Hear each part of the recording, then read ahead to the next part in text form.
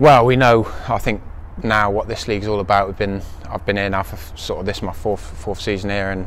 obviously we know all about what it's like. It's everybody can beat everybody, and I think the biggest thing is obviously getting out of this league's consistency, and it's probably been one of the hardest things that we've sort of been able to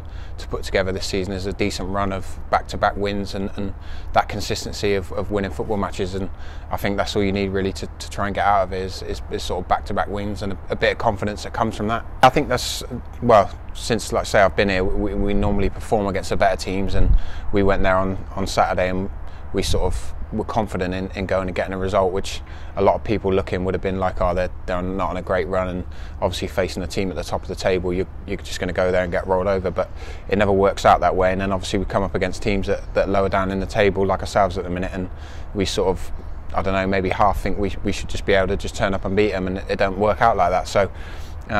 I think that's going to be the key now, between now and the end of the season, is getting on that run and getting that consistency, especially at home, and picking up wins, and like I say, just working harder than the team you're playing against. Obviously it's what I want. I've made it clear that obviously I've spoke to a gaffer, obviously I want to play up front, but I found sort of my chances at playing up front this season quite limited, so I've played centre mid, right side, left side, but I think I've said to him, obviously if I'm playing, that's what I want to be doing. I'd rather be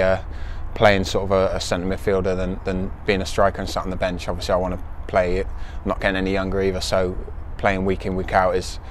what I want to be doing, and obviously if it means playing in a different position and trying to sort of pick up that position, and it means playing